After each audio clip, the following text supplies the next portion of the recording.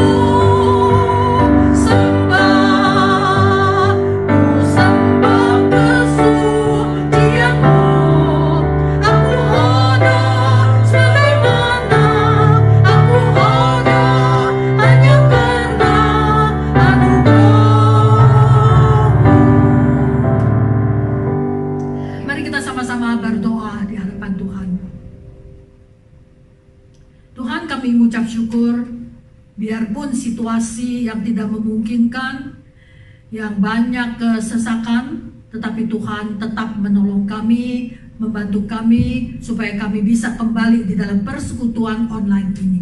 Persiapkanlah hati kami Tuhan, biarpun kami tidak bertemu dengan rekan-rekan kami yang lain atau dengan jemaat-jemaat yang lain, tetapi Tuhan, kami di dalam Tuhan, kami bisa bersatu. Kami mohon Kau sendiri menolong kami, baik pun melalui puji-pujian, melalui firman Tuhan, melalui doa-doa kami. Tuhan, kami bisa lebih dekat kepada Allah. Biarpun situasi memisahkan kami, tetapi hati kami di hadapan Tuhan, kami bersatu. Tolonglah kami Tuhan, supaya kami di dalam waktu yang singkat ini, kami tidak sia-sia. Tetapi kami dari firman Tuhan, dari puji-pujian, kami dikuatkan oleh Tuhan untuk menghadapi masa depan kami dan menghadapi COVID ini yang kami tidak bisa melihat. Biarlah kami juga bisa menghadapi new normal ini. Kami mohon Kau sendiri menyertai kami setiap saat, setiap waktu. Kami mengucap syukur berdoa di dalam nama Tuhan Yesus. Amin. Mari kita sama-sama akan memuji Tuhan lagi. Bersiapkanlah hatiku Tuhan, untuk mempersiapkan hati kita mendengarkan firman Tuhan. Kusiapkanlah hatiku Tuhan.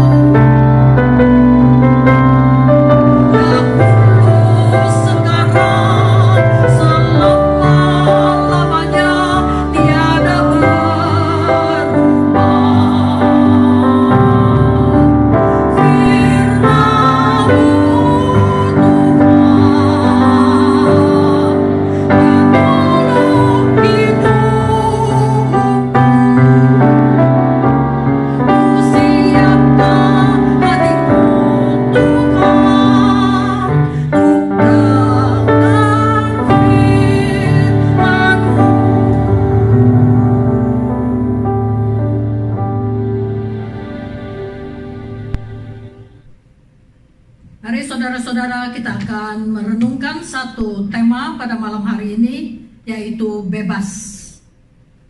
Apa artinya bebas itu? Yaitu lepas sama sekali. Yaitu berarti tidak terhalang, tidak terganggu, sehingga dapat menggerak, berbicara, berbuat apa saja dengan leluasa. Dan juga bisa berarti lepas dari kewajiban, tuntutan, perasaan takut. Juga bisa diartikan tidak terkait, tidak terbatas oleh aturan-aturan. Ataukah bebas itu juga bisa dijelaskan dengan merdeka, yaitu tidak dijajah, diperintah, tidak dipengaruhi oleh negara lain, dan juga kekuatan dari asing. Kebebasan itu adalah semua orang yang mau mendapatkannya dan ingin mendapatkannya, tanpa membedakan umur, anak-anak, remaja, pemuda, dewasa, usia indah, lanjut usia, mereka juga mau dibebaskan. Dan juga tidak membedakan lapisan, ya, pribadi atau masyarakat atau negara yang lain. Mereka tidak mau terikat, tidak mau dikuasai, mereka mau bebas. Yaitu mereka mau hidup dengan cara mereka sendiri, tidak mau diperintah, diatur oleh siapapun. Kita lihat orang-orang Israel. Pada suatu hari mereka mengutus penatua mereka pergi datang ke hadapan Samuel. Mengatakan kepada Samuel, "Samuel, engkau sudah lanjut usia dan juga anakmu tidak menjalankan firman Tuhan dan juga tidak jalankan ajaranmu.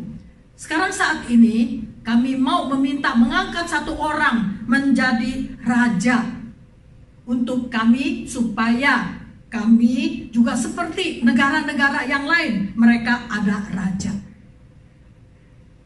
Ketika Samuel mendengarkan mereka mau mengangkat satu raja, dia sudah tidak suka. Dia tidak senang dengan perkataan ini. Oleh sebab itu dia datang ke hadapan Tuhan, dia berdoa kepada Allah. Allah mengatakan kepada dia, "Biarlah kamu mengikuti perkataan orang-orang ini. Ya, karena mereka bukan membenci engkau, mereka membenci aku. Mereka tidak mau aku menjadi raja mereka.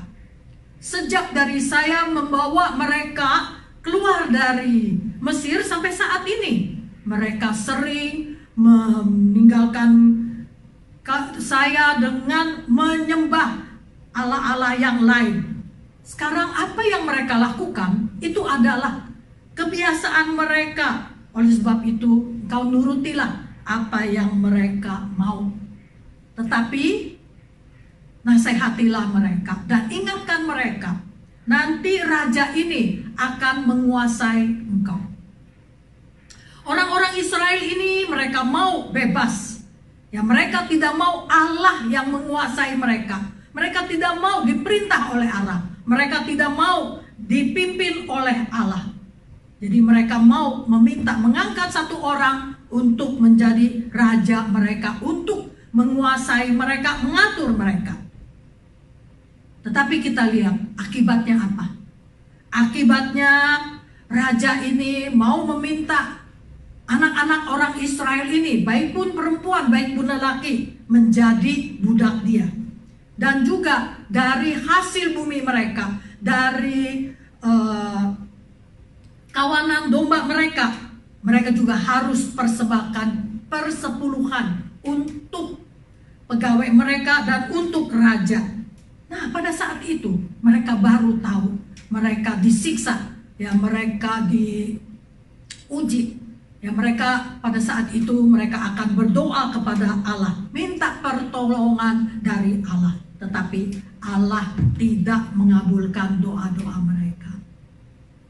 Kelakuan mereka ini dengan kelakuan Raja Daud itu tidak sama. Seketika Raja Daud ini berbuat dosa. Dia menghitung orang-orang Israel ini. Dia mau menghitung umatnya berapa banyak, supaya orang-orang memuji dia, mengangkat dia. Ada kesombongannya di dalam hati dia. Oleh sebab itu, kelakuannya dia berbuat dosa di hadapan Tuhan. Tuhan tidak berkenan kelakuan dia ini menghitung orang-orang Israel. Oleh sebab itu, Tuhan memberikan dia 3 hukuman supaya dia sendiri memilihnya. Saat Raja Daud mendengarkan 3 hukuman ini, dia ragu-ragu. Dia susah sekali, dia tidak tahu harus memilih yang mana. Akhirnya dia menyerahkan kepada Allah. Dia mengatakan, Tuhan, saya mau Engkau yang putuskan. Saya tidak mau jatuh ke tangan orang-orang. Karena tangan orang-orang menghukumi Raja Daud ini pasti dengan kejam. Ya, dengan tidak pandang bulu, dengan kasar sekali terhadap Raja Daud. Tetapi Raja Daud tahu, bila dia jatuh di tangan Tuhan, Tuhan masih ada belas kasih. Jadi kita lihat, Raja Daud maunya Tuhan yang ngatur, tidak mau manusia yang ngatur. Tetapi orang-orang Israel ini malah mau manusia yang mengatur mereka, yang menguasai mereka. Mereka tidak mau Tuhan yang menguasai mereka. Kita lihat lagi, ya pada zaman lagi 1886,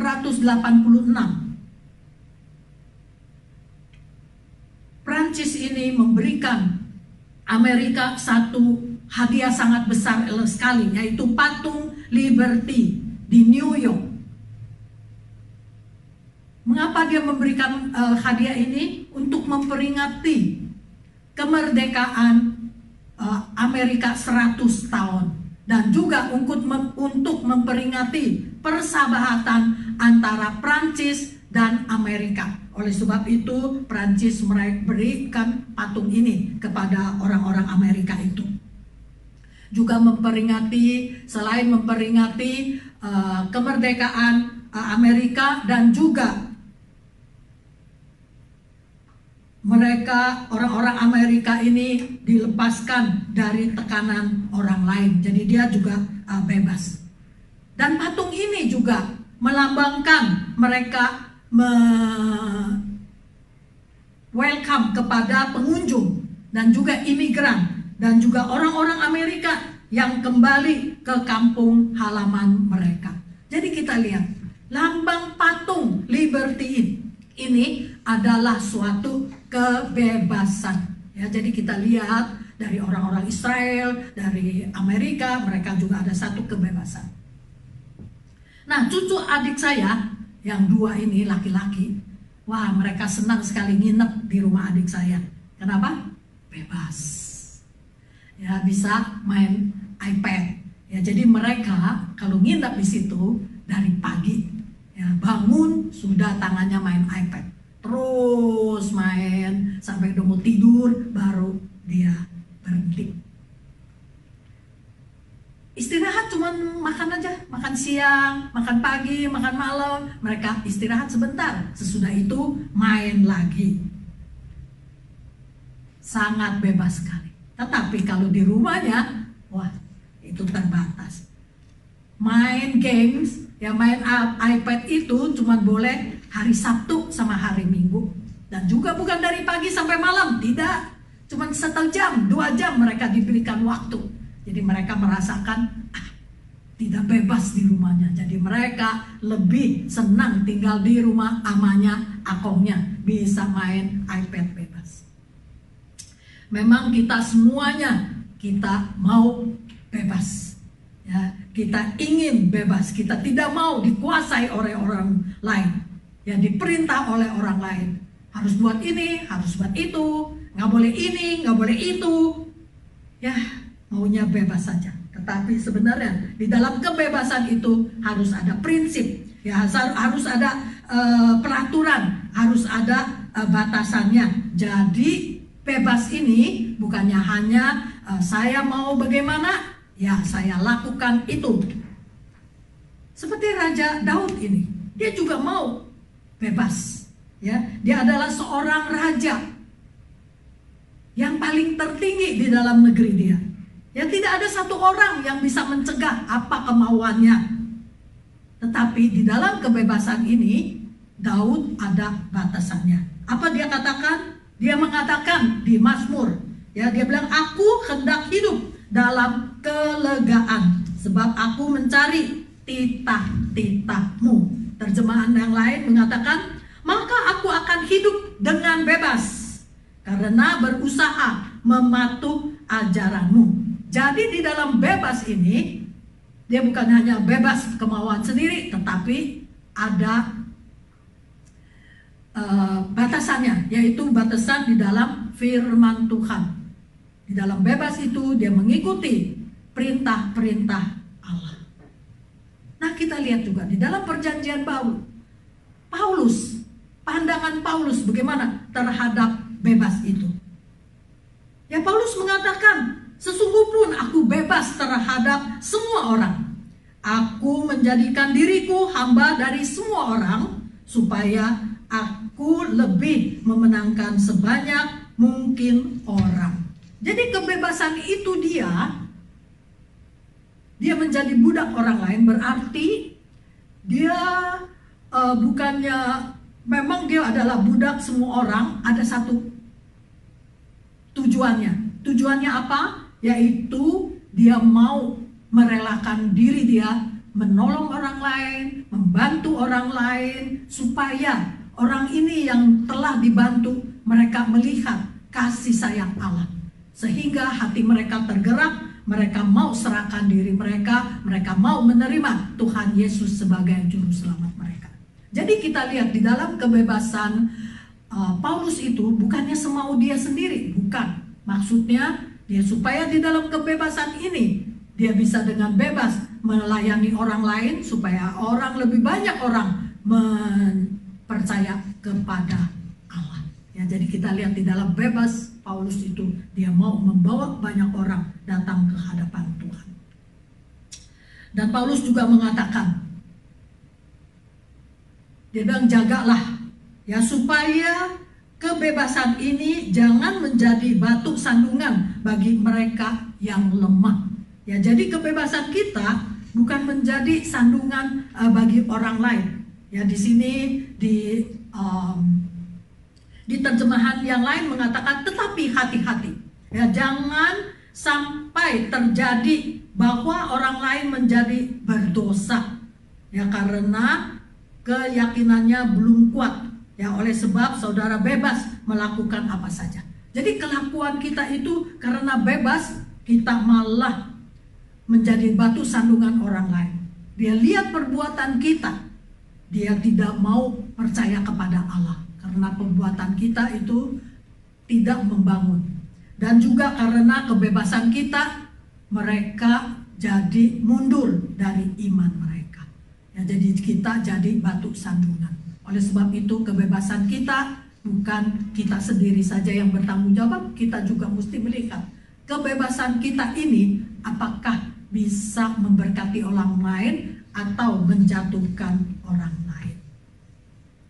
Nah, Paulus juga menasehati kita ya di 1 Korintus pasal 6 ayat 12. Ya, 1 Korintus pasal 6 ayat 12 di sini dikatakan, segala sesuatu halal bagiku, tetapi bukan semuanya berguna. Ya, segala sesuatu halal bagiku, tetapi aku tidak membiarkan diriku diperhamba oleh sesuatu apapun. Kita lihat di dalam kebebasannya Paulus, ya, dia tahu tidak semuanya berguna, ya, tidak semuanya baik membangun bagi orang lain. Oleh sebab itu dia menasehati kita harus hati-hati di dalam kebebasan kita. Dan di 1 Korintus pasal 10 ayat 23 ayat 24, di sana juga dikatakan, segala sesuatu diperbolehkan, benar, ya, tetapi bukan segala sesuatu berguna. Segala sesuatu diperbolehkan, benar, tetapi bukan segala sesuatu membangun. Jangan seorang pun yang mencari keuntungannya sendiri, tetapi hendaklah tiap-tiap orang mencari keuntungan orang lain.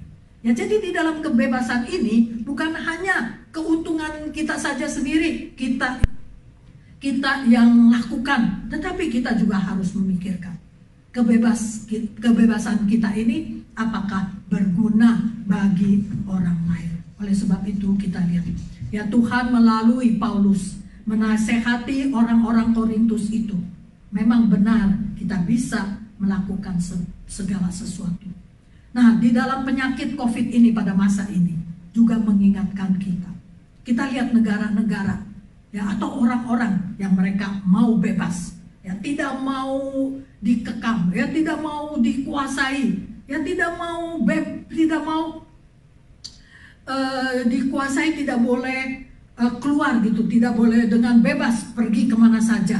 Ya mereka juga antara manusia dengan manusia kita harus ada jarak, dan juga keluar kita mesti pakai masker. Ya kita juga harus rajin cuci tangan. Ada orang tidak mau, mereka mau mencari kebebasan. Akhirnya bagaimana? Akhirnya kita lihat yang negara mana rakyatnya, masyarakatnya yang tidak mau patuh kepada peraturan-peraturan untuk penyakit COVID ini, mereka itu yang meninggal paling banyak, penyakitnya juga paling banyak. Yaitu kalau bagian di utara Eropa di sana, di Amerika yang paling banyak yang kena penyakit COVID. Kalau di antara Asia itu Indonesia. Ya karena kebebasan sendiri, semaunya sendiri. Nah, kelakuan mereka ini yang tidak bertanggung jawab, sehingga dokter, suster, dan juga pelayanan di dalam medis itu mereka juga jadi marah. Apa reaksi mereka? Ya mereka mengatakan terserah. Ya, kalian mau apa kek, nggak mau pakai masker, nggak mau cuci tangan, mau bebas, mau tetap mau berkumpul, mau bersama-sama senang-senang, ya masa bodoh. Mereka juga lepas tangan.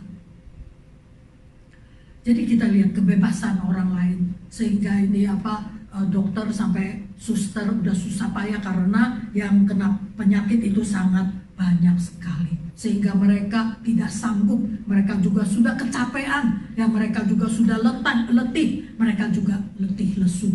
Ya sampai mereka tidak pulang, ya karena mau memperobati orang-orang yang sudah gawat sekali dapat penyakit ini. Ya mereka melihat apa yang mereka kerjakan tidak dihargai. Ya orang-orang ini juga tidak mau kerja sama, ya tidak mau dengan baik untuk melindungi diri mereka sendiri. Ya jadi apa sih sebenarnya kebebasan itu? Di sana dikatakan kebebasan itu yaitu kita taat kepada kehendak Tuhan, dan juga kita juga memilih apa yang Yesus kerjakan kita kerjakan. Dan juga kebebasan itu yaitu kita melepaskan apa yang kita dapat memilihnya ya untuk kita, tetapi kita menjalankan kehendak Tuhan di dalam hidup kita. Jadi kebebasan itu bukannya untuk saya mau berbuat apa, terserah saya mau berbuat apa. Tidak. Kita harus memikirkan, saya melakukan ini apakah berguna? Ya, saya melakukan ini apakah bermanfaat bagi orang lain?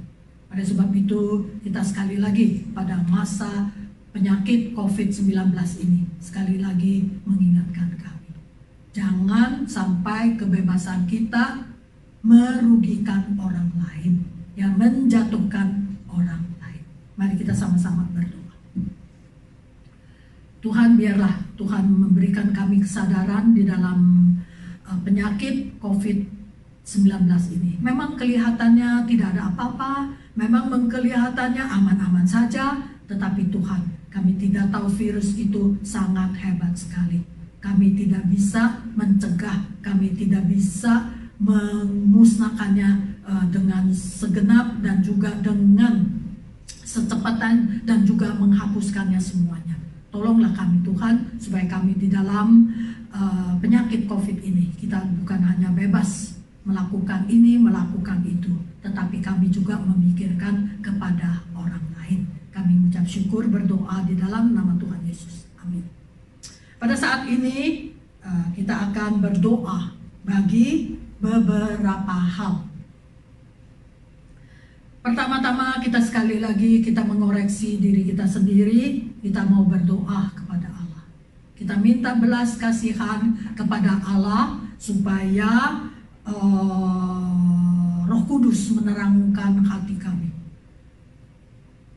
bisa melihat apa yang kami sudah berbuat dosa di hadapan Tuhan, atau kita sudah melakukan hal-hal yang tidak berkenan di hati Tuhan, atau kita sudah melakukan kelakuan kita ini menyakiti anggota keluarga kita atau teman-teman atau rekan kerja. Biarlah kita memohon belas kasihan daripada Allah. Biarlah darah Tuhan Yesus sekali lagi menyucikan hati kami supaya kami diampuni oleh Tuhan. Mari kita sama-sama berdoa. Tuhan, kami memohon Roh Kudus menerangkan hati kami supaya kami bisa melihat dosa-dosa kami di hadapan Tuhan. Tuhan, ketika kami melihat COVID-19 ini, sekali lagi mengingatkan kami. Karena kami manusia sangat sombong sekali. Kami sudah tidak mau mengikuti perintah-perintah Tuhan, titah-titah Tuhan. Ya, sehingga kami melihat dalam dunia ini, di dalam perbuatan dosa, di perbuatan jahat ini semakin lama semakin hebat. Tuhan memakai penyakit ini untuk mengingatkan kami. Kami juga melihat penyakit ini tidak mudah dibasmikan. Penyakit ini bukan hanya satu macam saja, dia bisa berubah, terus berubah, terus berubah. Tuhan, sadarilah kami Tuhan, supaya kami di hadapan Tuhan, kami mau mengaku dosa-dosa kami di hadapan Tuhan, supaya belas kasihan dari Allah.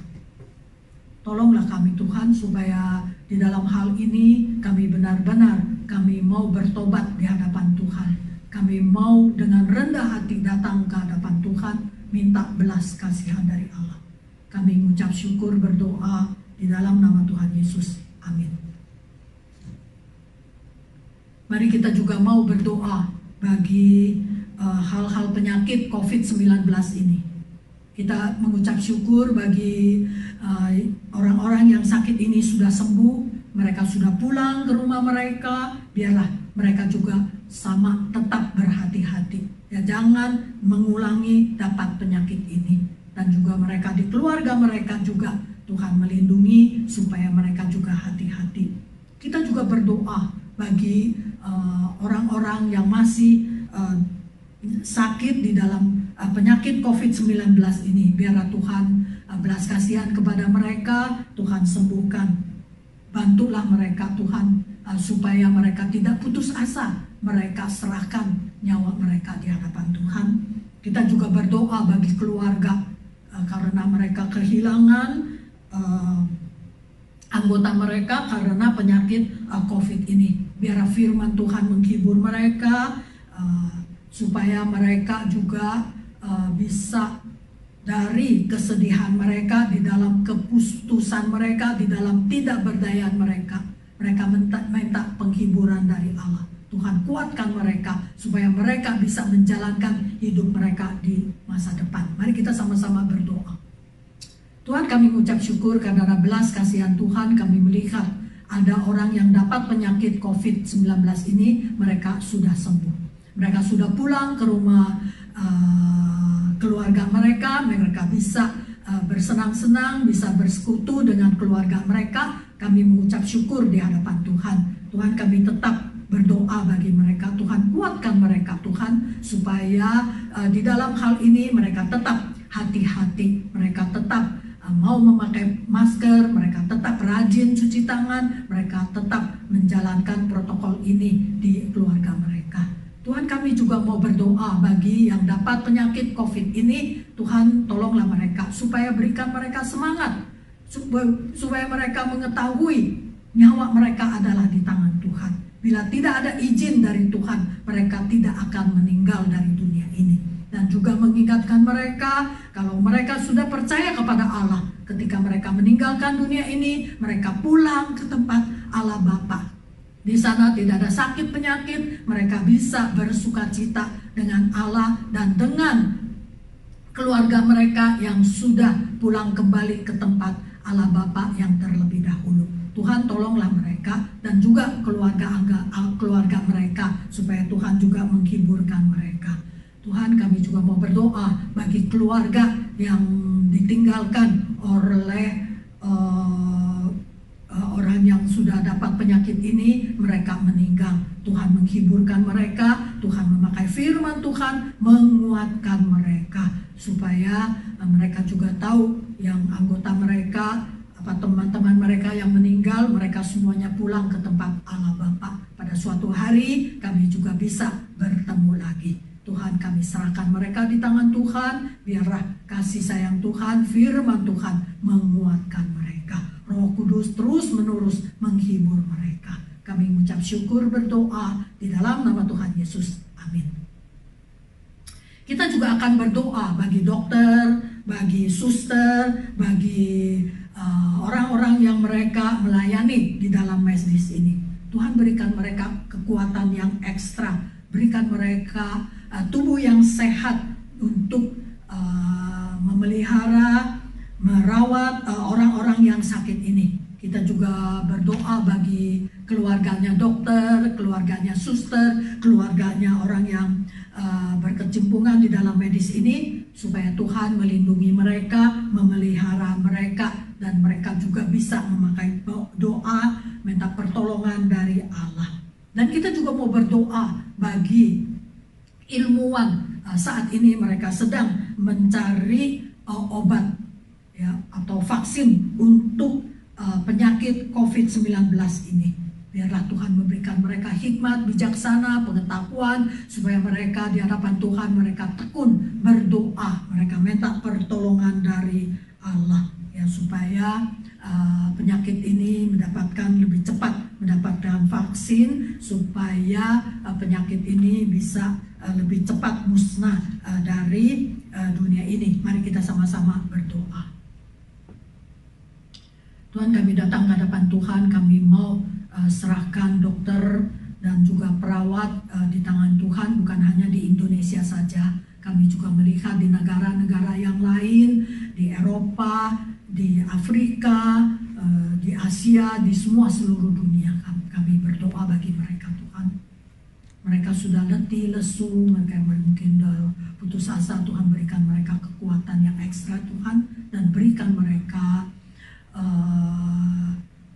tubuh yang sehat, supaya mereka juga di dalam pengobatan ini mereka bersandar kepada Allah. Berdoa juga bagi keluarga mereka, Tuhan, mungkin suaminya atau anak istrinya atau papa mamanya atau anak-anaknya atau cucu-cucunya, kami serahkan di tangan Tuhan. Biarlah mereka di dalam ketakutan ini, mereka di dalam kekhawatiran ini, mereka tahu Tuhan tetap melindungi mereka, Tuhan tetap menyertai mereka. Biarlah firman Tuhan menguatkan mereka. Tuhan, kami juga mau berdoa bagi ilmuwan-ilmuwan yang mereka sedang meneliti di dalam penyakit, mau mereka mencari vaksin ini, kami serahkan di tangan Tuhan. Memang penyakit ini, virus ini tidak mudah, mereka terus-menerus mereka berubah. Tolonglah mereka, Tuhan, supaya mereka bukan bersandar kepada pengetahuan mereka sendiri, bukan kepada pengalaman mereka sendiri, tetapi mereka mau bersandar kepada Allah. Karena semuanya ini kebijaksanaan, pengertian, semuanya itu adalah dari Allah. Dalam Yakobus juga mengatakan, kami hanya bisa berdoa di hadapan Tuhan, minta kepintaran dari Allah, pengetahuan dari Allah. Tuhan, kami serahkan mereka di tangan Tuhan, supaya mereka tidak putus asa, tetapi mereka dengan tekun untuk mencari vaksin ini. Biarlah mereka bersandar kepada Allah dengan sungguh-sungguh, dengan menyerahkan semuanya di tangan Tuhan. Kami mengucap syukur, berdoa di dalam nama Tuhan Yesus. Amin. Mari kita juga sama-sama kita mau berdoa bagi negara kita dan juga negara yang lain. Ya, mereka tahu bagaimana harus menghadapi new normal ini. Ya, karena kita lihat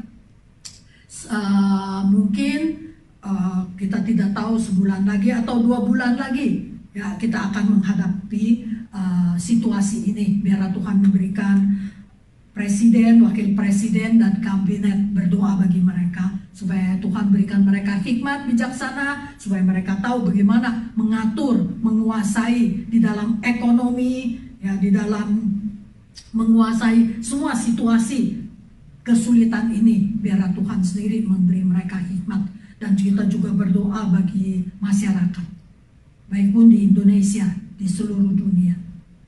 Tuhan, biarlah Tuhan sendiri yang mengingatkan mereka suatu kesadaran, supaya mereka tahu virus ini bukannya hanya sudah selesai, tetapi dia bisa berubah, terus berubah, supaya mereka hati-hati, mereka menjalankan protokol menghadapi COVID-19 ini. Ya, juga memberi mereka supaya mereka persiapkan diri untuk menghadapi new normal ini. Mari kita sama-sama kita berdoa.